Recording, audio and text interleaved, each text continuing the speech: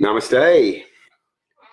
Good evening and welcome to a 2018 year review. Now that rolled off the tongue like a brick, didn't it? So as I've been doing lately with the Vegan Hour, I've actually been doing like a 30-second countdown as people come online. So let's do that just as people are coming online. 30, 29, 28, 27, 26, 25, 24, 23, 22, 21, 19, 18, 17, 16, 15, 14, 13, 12, 11, 10, 9, 8, 7, 6, 5, 4, 3, 2, 1. And here I am. Where's my cat? Where's my cat? She's running around like a lunatic. She's meant to be here, hence the second camera. This is the cat pad. Okay, thank you for those that have come online and are watching this live stream. So I want to find out how 2018 was for you, and I'm going to share some highlights and some experiences of my own and some observations of my own. So please, as this live stream is progressing, please let me know what your experiences were for this year in relation to your vegan journey, but also just in personal challenges or achievements, goals that were achieved. Please feel free to share, because I don't want it to be just me talking. I want to find out what's been happening with other people in the world. So we've got a couple of people on here, so let's get this happening. So 2018, like most years, was definitely a combination of challenges and achievements, and a lot of them happening in the vegan world, which I want to share with you tonight. But I want to start off by saying that it's 2018 is my 38th year of being vegan, which I'm sure most people watching this would be aware of, because I even have it on my profile pic. I sort of usually make a mention of it now. And well, this time, let's see, this is what's today? December the 28th, isn't it? So this time next week, I'll update my profile pic and put that I've been vegan 39 years, which will be a hell of an achievement. And in fact, talking about that, 2 days ago we had a meetup in the park, a vegan luck in the park, from my vegan life group, Vegan Life. There it is. And there was myself, 38 years vegan. There was Amanda Benham, 36 years vegan, and there was Ron Bradley from Hippocrates Health Centre, who's I think about 36 years vegan as well. So I should have got a photo of the three of us together, because that was quite a combined total. So anyway, so yes, so this has been my 38th year of being vegan, and each year I have seen just amazing changes, and especially so in recent years. In the time that I've been on social media, which is since 2013, it blows me away to see the increase in awareness and the way that the world is responding. In fact, to give an example, I was actually watching last night an episode of 8 out of 10 Cats, the Christmas episode. If you're not familiar with it, Google it or go on YouTube and have a look. Anyway, out of the, it's a panel. It's a panel, and I think there was 1, 2, 3, 4, 5, 6, 7, 8 people there. And out of the, and this is a UK show. It's been going a hell of a long time. Anyway, out of the 8 people on the panel, 2 of them mentioned during the show that they were vegan, and they mentioned it because they were offered some food and that wasn't vegan. And yeah, so one of them was I think. I can't think of a name, someone Riley, and then also a guy. So it was one guy and one girl both mentioned they were vegan, and I thought that's pretty good actually. Out of the eight of them, that's 25%, two out of the 8. So that's pretty good. And the fact that they mentioned it was fantastic as well. So that's an indication of the change that has filtered through even in mainstream media, let alone in social media, which tends to push things ahead. So this year, 2018, it started on a bit of a downer vegan-wise because of a lot of closures of vegan food businesses. I did some live streams about this. I did a lot of posts about this, and over a period of about 6 months, maybe longer than that, there was about 8 different fully vegan places in southeast Queensland and northern New South Wales that closed. People were sort of asking, well, what the hell's going on? And I did research, and I spoke to owners of vegan businesses and locally and in different parts of Australia, in different parts of the world. And at the time, the feedback I got, all I did was relay the feedback that I got, but some people just didn't like hearing it. And basically the feedback that I was getting from business owners was fairly consistent in them saying that they had noticed through social media that a lot of their customers had stopped going and were supporting non-vegan places, or supporting places that were, say, vegetarian with vegan options. And, you know, I spoke to owners of these vegan places who were very, very surprised and very disappointed that you know, their vegan client base was going elsewhere. And then I noticed that as well when I looked on social media. I noticed a lot of my vegan friends promoting non-vegan places, and I thought it's really, I could understand it if there wasn't vegan places around to support. But it was, I personally was disappointed because we have so many vegan places around, certainly locally, Gold Coast, Brisbane, even northern New South Wales, Sunshine Coast, and other parts of Australia. Sydney's come ahead, Melbourne's going quite well in that regard, Adelaide to some extent, Perth is yet to really get happening there. So that was the beginning of the year, so a lot of closures. But however, during the year, there has been a lot of openings. And now I'm talking sort of local area here because I'm keeping this local focused.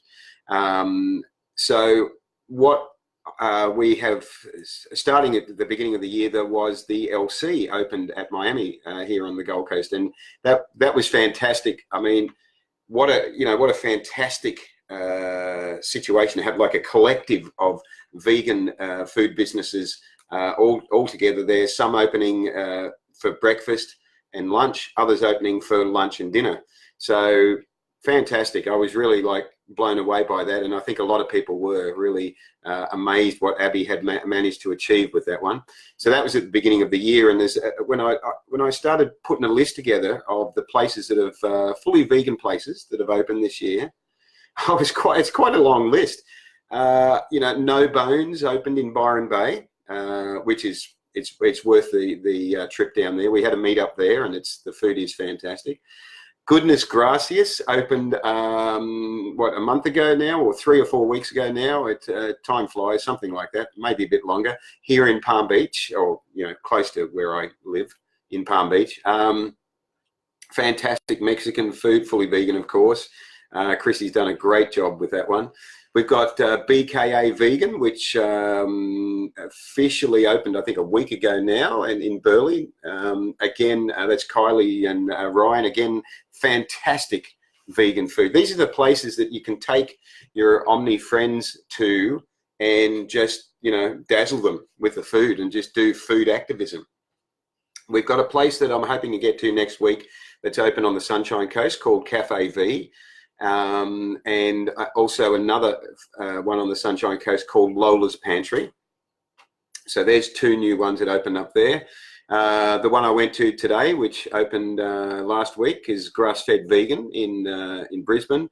There's Greenhouse, the amazing Natalie and Charlie and all the others connected with Greenhouse. They started off with they were the ones that really sort of got it up and running with Greenhouse and Kira back in 2014, and then that became Greenhouse in Miami, and then they opened a bit over a year ago greenhouse in Coolangatta, and then they opened I think it was about the middle of this year, greenhouse in Brisbane. And then they already had, they'd opened their Flora by Greenhouse. They opened one of them in the LC at Miami at the beginning of the year. Well, they opened a second one in Brisbane about 2 months ago, I think now. So they're just really fantastic. It's great. It's always consistently great food and great service. You know, the standard is there, and it's greenhouses. One of those places, and Flora caters for breakfast and lunch, and Greenhouse caters for dinner. Flora and Greenhouse are those sort of places where you can take your non or your pre-vegan friends and just hit them with the food. Just do some food activism and let them find out just how good vegan food is. Kelly says, my 2018 was full of loss and betrayal. Kelly, I'm very, very sorry to hear that. Hoping 2019 is my happy year full of life. I certainly hope, Kelly, for you that it is. I was not aware of that, and that has been such a challenging year for you. It's been a challenging year for a lot of people, and I'm gonna get into that as well. A couple more places. And also, I Like Ramen opened a second outlet in Brisbane. They opened their first in the LC early in the year, and they opened a second one. It's probably 3, 4, 5 months ago now in Brisbane. So, which I haven't got to. Personally, I'm not a big ramen fan. It just doesn't do it for me. So that's probably why I haven't got there. It just doesn't do it for me. Anyway, so you know, this 2018 has been a year where we have seen businesses embrace veganism in that they've brought out vegan products. A lot of this in relation to food. A lot of businesses, non-vegan businesses, bringing out a vegan menu or a vegan options or a vegan product range, and that's an indication of the size of the market. They're doing it because there is money to be made. You know, I say to people, just be aware that, you know, if that market wasn't there, they would quickly drop their vegan products because, you know, they're not going to sustain a product range that isn't making money for them. So they're not doing it for the right reasons in a lot of cases. Some are, but a lot of cases it's not done for ethical reasons. But what is fantastic is it's an indication of, you know, how much the world is changing and embracing and becoming aware of compassion and animal rights. Jen says, can't wait till January 20. We're heading to the Gold Coast for a week of gorging on vegan delights. Yeah, it's we're pretty spoiled here. Good on you, Jen. You'll have to post photos when you do that. So one of the things, so also this year, talking about, you know, businesses that with vegan products that they've brought in. I mean, Domino's brought in their vegan cheese, which was a really big thing. It was a big thing in that we had a major pizza chain, you know, catering to the vegan market for the first time with the vegan cheese, and it still has its issues. There was early on reports and photos of people showing that there'd been cross-contamination with their pizzas and that. I haven't seen anything in recent times about that. That's not to say it's still not happening, but it's just something to be aware of. And again, for me personally, you know, I prefer to support a fully vegan place where possible. So, you know, the Gold Coast has 20 odd fully vegan places. Brisbane has over that now. I think my count's up to 21 or 22. You know, so there's so much opportunity now to go to a fully vegan place and to not have to be worried at all about cross-contamination, and to not be inadvertently supporting a place that's still a place that is still supporting the meat and dairy industries in some way. So, you know, I just like to always, you know, support these fully vegan places. I want them to support. I want them to grow, and you know, by supporting them, they grow and they become more successful, and they open more outlets, and other businesses see their success and they go, I want a bit of that. So they open as well, you know. So that's how we make it happen, and that's what I've, you know, continued to push a lot during the year. And you know, sometimes people get a bit upset about that angle, but geez, I get a lot of good positive messages, a lot of really good supportive messages from people saying they really appreciate you know, the stance that I take on this, and it has had a big influence on quite a number of people. And so the people that have messaged me during the year to say that, you know, how much they appreciated that I pushed for fully vegan places. Thank you for your messages. Jen says, so jealous of people who have so many vegan options but don't support them. That's exactly it, Jen. I'm really disappointed. I did a pretty strong post about it probably mid-year, where I actually, you know, I sort of was trying different angles to make people aware of what they were doing. When I say people, basically vegans that could be supporting a fully vegan place, but were literally going down the road 100 or 200 meters to the next block to a place that's not fully vegan, and they were supporting it instead. And I was really like, you know, as a long-term vegan, this is like heaven to have these fully vegan places. Sure, in the past, I would have had to go down the block and go to a non-vegan place. Maybe if there was a vegetarian place with vegan options, but not even that in the early days. And now here we have this opportunity, and here I was just feeling, some days I was banging my head against the wall with some of my vegan friends that are just like, oh no, well, there's a fully vegan place. Let's not worry about that. We'll go to the other place that's still got dairy or it's still got meat. And it's just like, okay, you've got such an opportunity here. And the thing that really, I think at the beginning of the year that really, you know, I felt a lot of frustration with was because a lot of the fully vegan places were closing, and the owners were saying, vegan customers aren't coming anymore. And we see by their posts that they're actually going to non-vegan places. This is a feedback that I was getting from vegan business owners. So, and I passed that on, and you know, what did I do? I upset people by that. So there's a reason why people get upset when that information goes out. And you know, I think if you're smart, you can figure out what it is. Anyway, so that's the big, and just finishing off on that topic about businesses doing vegan things. The big one for me, I think, was about a month ago when I noticed that they're going to bring out a vegan Magnum. Now, again, it's not a vegan business, but this was a big, for me, this really was like, wow, the market really is changing incredibly, isn't it? When I saw them talking about bringing out a vegan Magnum, I'm like, yeah, that's incredible. I think they're bringing out 2 versions of it, but so many businesses have, you know, vegan options now, in the same way that so many businesses have gluten-free options. It's an indication of the size of the market. It's not an indication that the business is into animal rights at all, excuse me, but it's an indication of the size of the market. So that I take as a positive. So I wanted to talk about some personal challenges, and then I want to go back into talking about some more veganism type stuff.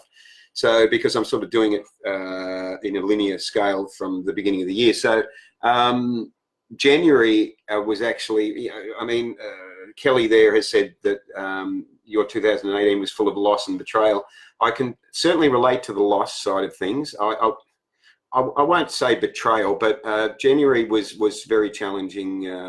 The end of January for me, because I lost a great friendship that had been going for a couple of years, and you know, that's, you know, when it happens, sometimes it happens suddenly, sometimes it happens for no apparent reason. There's always a reason, but sometimes we don't know why it is. And you know, it can be challenging. It can be hard to sort of wrap your head around it, or the emotions involved. So that was something that, you know, took a little while for me to sort of float my way through. I don't know if float's the right word, but it was a little bit. It was, yeah. I didn't expect it. It came out of the blue, and it was just one of those things where you find out in a situation like that who is your friends who can support you at that time, which I was very, very, very fortunate to find out. I had 2 very good friends that were just there at the drop of a hat. So you guys know who you are, and I really, really appreciate that you know, when somebody just says, hey, I'm here whenever you need me. It's like, it's a beautiful thing. Kat says plain and almond. Oh, sorry. I'm like, it's like, what are you talking about? Okay, you're talking about Magnum, Streets Magnum, which I think is being released on the 28th of January. Okay. I will try one in the same way that I tried a Domino's vegan pizza. I will try one. So I'm curious. I mean, I've never had one. I don't know what a Magnum's meant to taste like, but anyway. Sandra says, not many vegan restaurants in Durban. Also, some quite far from my home. Where possible, I do support them. Good on you, Sandra. And Kat says the Magnum's, yeah, she's laughing. Okay, so moving on from that, from losing a great friendship, is that the positive side, or the other side of the coin, was that another friendship had been developing from the year before, which was for me, you know, really beautiful. And that developed into a really, really nice, close connection. And so that was a beautiful thing to happen this year.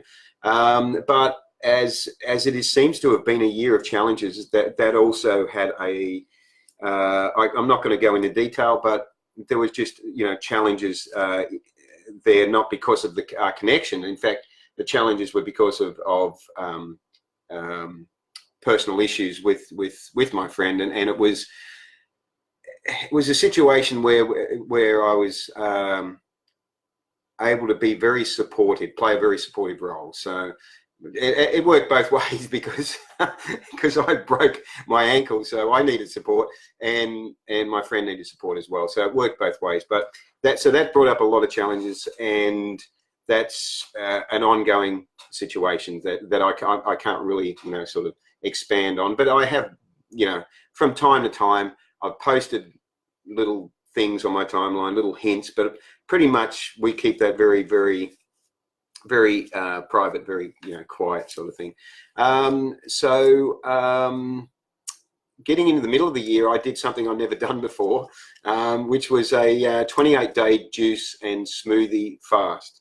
My inspiration was basically that I, you know, have been eating out a lot, and I had reached my weight had got to the point, the most I'd ever weighed in my life, and when I looked back at how much weight I'd gained in just a year, and I looked at photos of what I was like a year or two earlier, I just went, oh, this is not good. So I did 28-day, this is July and August, 28-day juice and smoothie fast. I lost 8 kilograms. So I went from 70 odd kilograms down to 62. So that's well over 10% of my body weight. And I was very happy with that. Went back to, I found it very difficult to do. On my YouTube channel, you will see the live streams that I've done about it, and what I discovered doing it, and I found it very difficult, but I do recommend it. And I still have maintained a regime of having green smoothies daily, and juices as well. So homemade juices. Because you know, I found it really good, and it's a good way to get the greens in, and a good way to also get the nutrients and the vitamins and that from fruit and vegetables through the juices and that. Kat says, I'm in a similar situation. No fully vegan businesses here. I go to the closest city for a nice day out, and I buy my products from fully vegan online businesses like Flora and Fauna and the Cruelty Free Shop. That's excellent. That's really, really good. Actually, I just thought of something that to add to my list of things for this year, and that's the discussions that went on about my vegan cat this year. I didn't put it on the list, and I don't know where she is. I've got the spot here for her, right here. Right? Where's my camera angle change? Okay, so there we go. So I've got the spot right there for her, and where is she? Oh my goodness. Anyway, So I lost 8 kilos. I got down to a really good weight there. I was happy with at 62 kilos, and then that was July, August. Then September, middle of September, I have my scooter accident, motorbike / scooter accident. Run into a kangaroo hopping across the road at night, literally less than a kilometre from my house. And and you know, I fractured my ankle. In fact, I came out of it really well, considering considering that I slid quite a long distance along the road. I came out of it well, with only a fractured ankle. Quite amazing, really. The bike was fully repaired. It took about a month for them to fully repair the bike under insurance, which was fantastic. It ended up, they replaced pretty much everything on the left side of the bike, the side of the bike that was on the ground, sliding along the ground. So the bike came back looking like brand new, and, you know, had new body panels all down the side, new mirror, handbrake, engine cover, kickstand, everything on the side stand, everything on the left hand side. So I did a shout out then, and I'll do a shout out again to Suncorp for just looking after me so well. Just amazing. They also provided the money to buy a brand new helmet, so I was able to upgrade to the very latest modular helmet, which I've posted photos of, the Shark Evo 1, which is it's an amazing helmet, and new gloves as well. So that was the bike side of it. Breaking the ankle or fracturing the ankle, I fractured the ankle and I tore the tendons. That was my second accident that I've had, because 6 years ago I broke my knee and my wrist in an accident. Breaking my knee and my wrist was exceptionally painful, whereas by comparison, fracturing my ankle was, you know, a walk in the park. I didn't even know I'd fractured it. I just thought I'd sprained it until I tried standing on it after the accident, and then I thought, something not right here. So that was moon boot. I didn't have to get a cast. That was good. Most people know about this. It gave me a couple of months off work, so I was able to just recuperate, take it easy, and really, it was like, people say, "Oh, you know, did you have a good holiday?" It's like, yeah, it's not what I would call a holiday. Recovering from a fractured ankle is not a holiday, you know. So there's a lot of X-rays and physio and stuff like that. But physio, actually, I didn't have to have that much, because I healed really well, really quickly, and they were blown away. They were impressed, actually. And I said, well, that's because I've been vegan 38 years. And Jen says, I'll need a juice cleanse after my week of binging. Yeah, binging on the Gold Coast. I need a juice cleanse every week. So that was a bit of an interesting time. 2 months off work, which was, you know, gave me a chance to sort of reset my head a bit, you know, and sort of slow down and relax and that. And in that time, I had support from my friend that I spoke about earlier. But at the same time, she was dealing with her own issues and needed a lot of support. So it was things like that bring people really, really, really close together, you know, and that's what that situation did. It really, you know, sort of bonded us incredibly close together. So it's one of those things, the universe sort of arranges these things perfectly, puts us in these situations. And, you know, there are lessons and there are challenges and there are lessons. So it was both of them. So, and also, so the other thing was, the first few weeks that my ankle was broken, I was maintaining my weight that I'd lost, all the weight that I'd lost. It was great. And I actually thought to myself, I think about the third week in, I thought to myself, this is fantastic. I'm not exercising at all, but I'm not putting any weight on. Yeah, that didn't last. I'm now back up to the weight that I was at before I did the juice fast. So, and I'm just like, yeah, I'm working on it. It might take a while to get it back off again, unless I do another fast. So what else we got left? This marked 20 years of Veggie Chips, a company that I started working for in September 1998. And at that time, all the products were vegan, and it was started by a vegetarian friend of mine who sadly passed away earlier this year, actually. So it was very, very sad for that to happen. And but you know, the company was a vegetarian company, has always been a vegetarian company, but I was fortunate that for a lot of the early years, it was all the products were vegan. For a period of time there, they brought out one product that had regular cheese in it, and then early this year, they decided that they would just go to vegan cheese, and they would no longer have products with dairy in them at all. And I was just stoked that decision had been made. So a big shout out to Veggie Chips for doing that. I think that was fantastic. And yeah, so we have 2 products now that have the vegan cheese, which is of course the twists, which are now in a 75-gram bag, which people love. And of course we've got the turmeric and cheese, which originally was a turmeric and dairy cheese, and then in the first few months of this year it changed to the vegan cheese. So that is, you know, awesome. And it's, you know, it shows it can be done. Jen says she loves Veggie Chips. It shows it can be done. So do I. And it can be done easily, because where there's a will, there's a way. And, you know, when we choose to do no harm, we find a way rather than an excuse. So, and there's advantages to it, because from a production point of view, running dairy down a production line requires cleaning in a way to remove contamination for your non-dairy products that are being run after that. So it requires a lot of extra work. It requires testing to make sure that there is no contamination on the line. Once you go to all your products being vegan, then you eliminate that issue of possible cross-contamination. And that is what I was saying earlier about going to fully vegan restaurants. You eliminate that possibility of cross-contamination.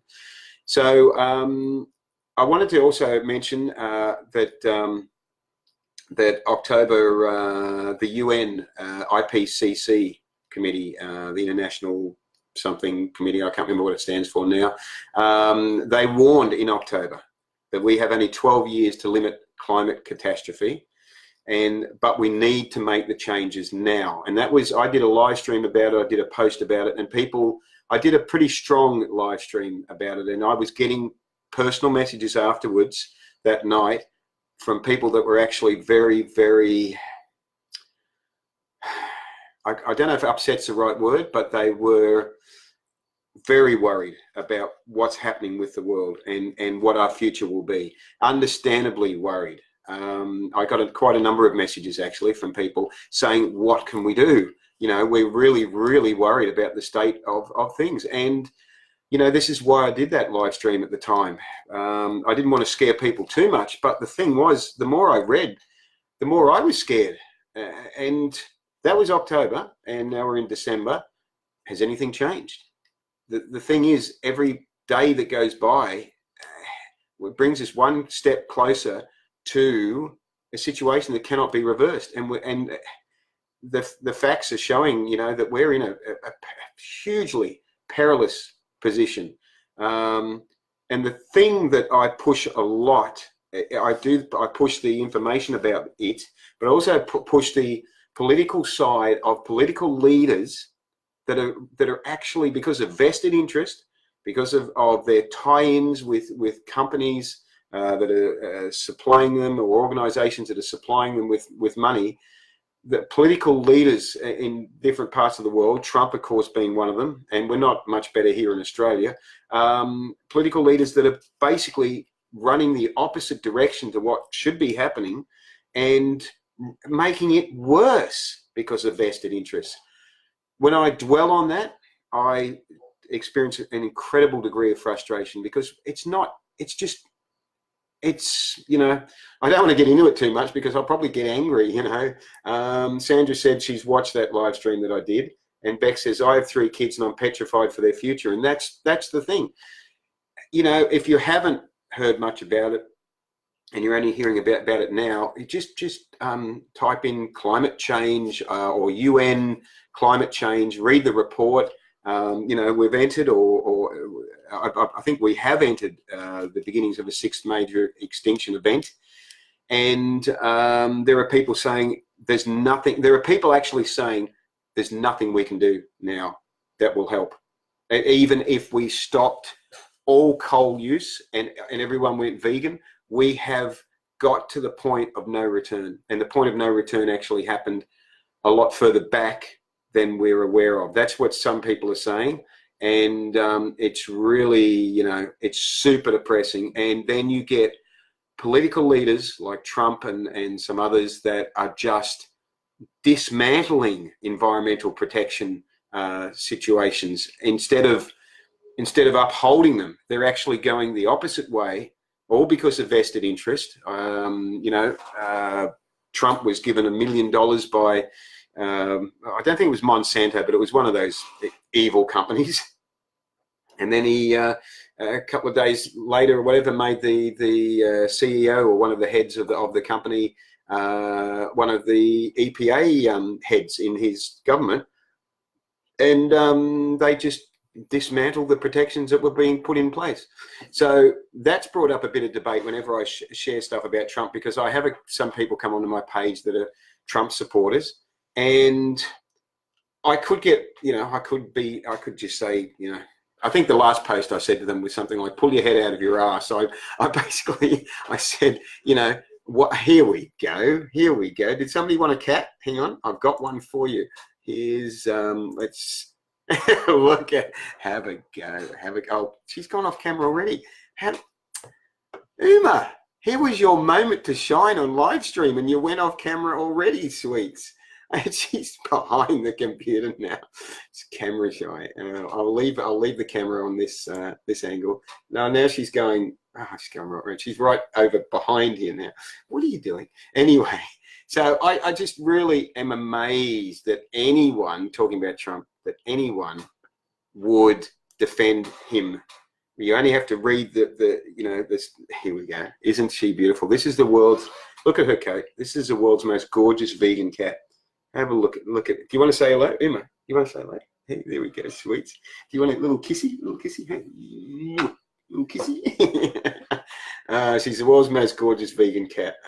Snow White, playing hard to get. Oh, yes, yep. She'll probably. You want to sit down there? I had a towel there which I took off just because I wanted to look a bit neater without the towel, but she'll still sit there. Okay, you beautiful thing. Love you very much. Okay. So really, anyone that's supporting, for me personally, I really can't wrap my head around anyone supporting anyone such as Trump that is doing their best to destroy the world quicker. It's just, So that's enough about that. And Vinaya says hello and hello, Vinaya. So. What else? So just to finish off on that subject, that when money becomes God, ethics disappear. That is basically the situation. Uma, you're facing the wrong way. Now this year also, I did 25 episodes of the Vegan Hour, one per fortnight. A couple of times I might have had to skip one there because I wasn't well, or when I had my accident, I think I had to skip one. But so I did 25 episodes this year, and this is the third year of the Vegan Hour. So I was really, really happy to be able to do that, to be able to give an opportunity to people that like Animal Justice Party Senate candidates, vegan business owners, vegan health professionals, animal sanctuary owners, and so forth, to give them an opportunity to share their vegan message, share their vegan journey, and inspire others, educate and inspire with a bit of fun in there. I like to say that I like to make it factual but fun. So I keep the Vegan Hour lighthearted, but there is a very serious message in there. And personally, I love the opportunity to meet wonderful vegans from all different areas and to hear how they've been inspired to become vegan and how they're helping to spread the message. It inspires me, and it's really to share space with them, and to be able to find out, what they're doing to help animal rights is just, it's really wonderful. So all of the Vegan Hour episodes for the last 3 years are on my YouTube channel. So there is so many different people that I've spoken to, and many more to come for 2019. Eliza says, there goes Uma, she's going to try, just don't pull the camera cord out, Uma. If I lose camera here, you'll know why. Eliza says, good morning, you're funny, Harry.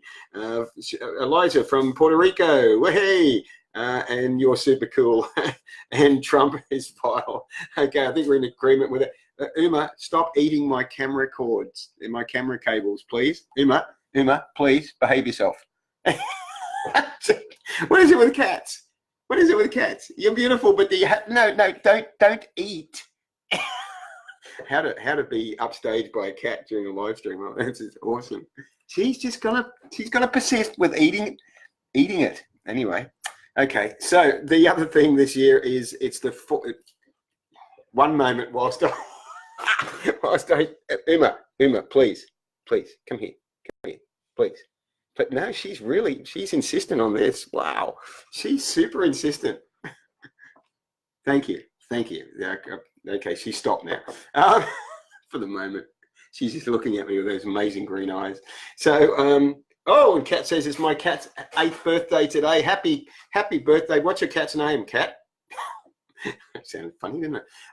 So this was the 4th year of my vegan life meetup group, which I started a couple of years prior to that, running a group for somebody else called Vegan Sun. So this was the 4th year, and you know, we've been doing 2 meetups a month, so that keeps me busy as well. And we do one in a fully vegan restaurant, and we do one in a park where people bring along vegan food to share. So that's been really, really wonderful. Ninja, your cat's name is Ninja. Wow, that's good. That's actually a good name. I like it. Is your cat, you know, like, does your cat do martial arts? So yeah, vegan life. You know, we have what are we up to now? I think is it 950 members, I think it is. We're getting close to 1,000. I think it's somewhere around there. And the interesting thing that I've noticed is actually, especially this year, the interesting thing I've noticed first off was that we're getting, we've got the most members we've ever had, but we're getting the least, not the least number, but we're getting less members on average per meetup. And I started to think about that and think, well, why would that be? We've got more members than ever. And then I realized that the reason is because there are so many other vegan events happening now. So it's a good thing. It doesn't worry me that we're getting less members coming to the events, because it's actually a sign that there are vegan festivals, there are other vegan events happening all the time, vegan activism events happening, and so people are stretched a bit, and so that's why I get less people there. So so that's just a good sign, though, that that veganism has all these other opportunities. And Kat says, thanks for the info you shared about vegan pet food. I changed what pet food I buy. I now buy vegan pet food from the cruelty-free shop. Excellent. That is excellent. Cracking up with cord issues. Oh, Emma. Uma it is. Here she comes. Hang on, let's go back to the other camera. Boom. There we go. There she is. You're getting the backside. Never work with children or animals. Especially this one. And Kat says, Ninja is very active, does not seem like a senior at all. Well, yes, 8 years is young. 8 years is young, very young. I shared a post today with a vegan cat. It's been vegan 20 years. That's impressive. That's the longest I've heard so far. Oh, here she is. Have a look. Hello, beautiful. We're going to go across. We're going to go right in front of the computer now, are we? Got to be careful with Uma, because my computer is my desktop computer is a touch screen, and she can actually flick the screen with a tail and change programs and everything. Now she's settled down here. Okay, we're sort of, yeah, it's good. She's just trying to eat the speaker now. Right, so I'm going to start winding this up. But yes, Vegan Life, if you're not a member, you're most welcome to join. It's free to join. And, we have 2 meetups a month, and we have a lot of fun. And you meet great people. You meet really fantastic people. You make new friends. It's awesome. It's the original idea behind the Vegan Life meetup was 4 years ago, was to continue giving people an opportunity to mingle with like-minded people, and because at that stage, there wasn't vegan festivals or events happening with any regularity. Now there is. There's less of a need for it, but there's still a need. Kat says that Uma is an inspiration. And Helen says, hi, Harry, and hi, Uma from Sydney. Hey, Helen, how are you? Is it hot down there in Sydney? So that's the main things I wanted to share. And of course, there was a bit of controversy this year with, we've got Uma here, you know, it was a bit of controversy. I actually, you know, I pushed the fact that she's vegan quite a lot, and it does irritate some vegans quite a lot.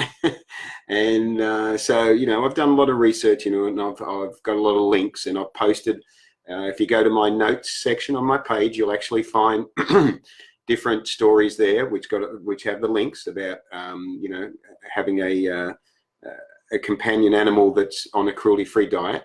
But what was interesting was I actually was contacted by a media outlet asking if I would like to sign up with them and do stories in relation to Uma, and so I did, and it's just interesting that, you know, when you're interviewed, you know, you give them the information, and then they send back an approval for me to read, and I go, oh yeah, that's good, okay, I'll sign off on that, that's good. And then they sell that story to other outlets to use. So, you know, I get paid for the story, they sell it, and they sold it to the Daily Mail in the UK.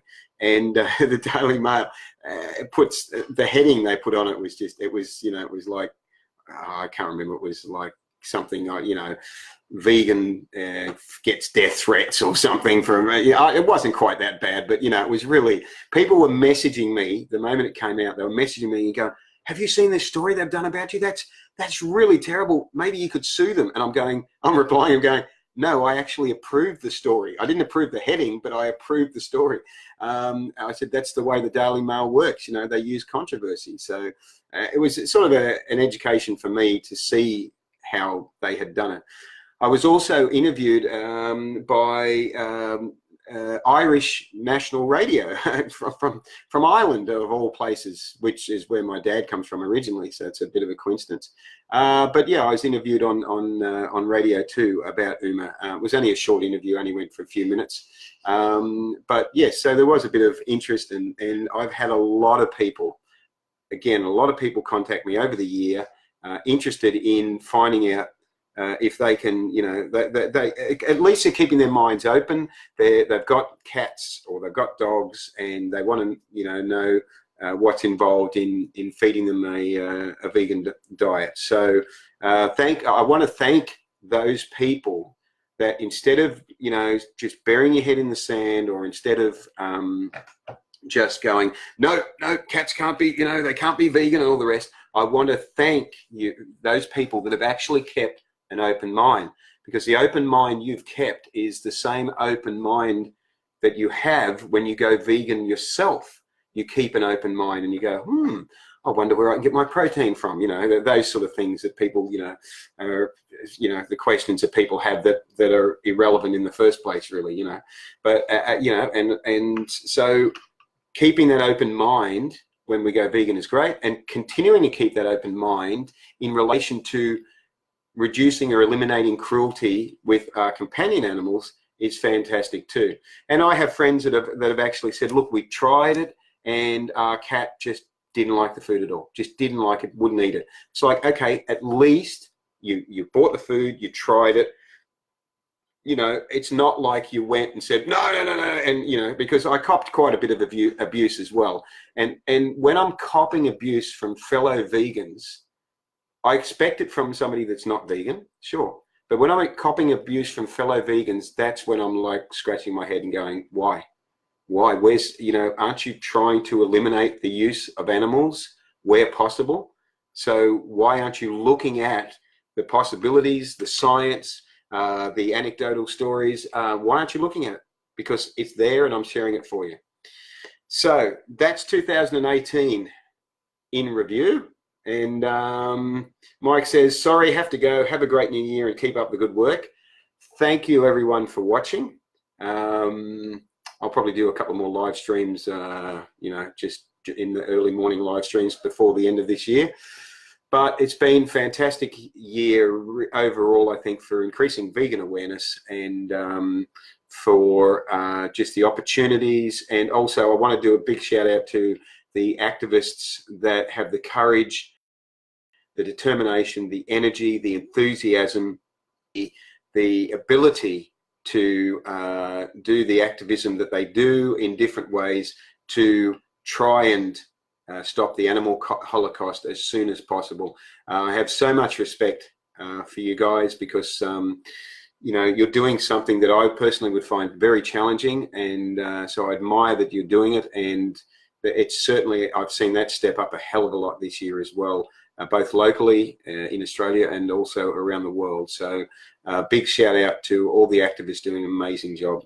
So remember that when we choose to do no harm, we will find a way, not an excuse. So look for the ways to do no harm, whether it's with your cat, you know, feeding it a cruelty-free food, or whether it's with yourself if you're still a pre-vegan.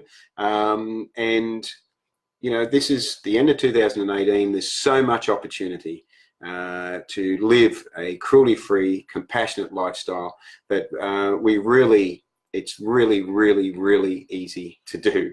And if you want any help anytime, just send me a message, and yeah, I'll point you in the right direction. So from Uma, who's facing the wrong way, and myself, live vegan and save lives. And I will speak with you soon on the live stream, probably tomorrow morning if I get a chance. So, Ahimsa, thank you for watching, and good night.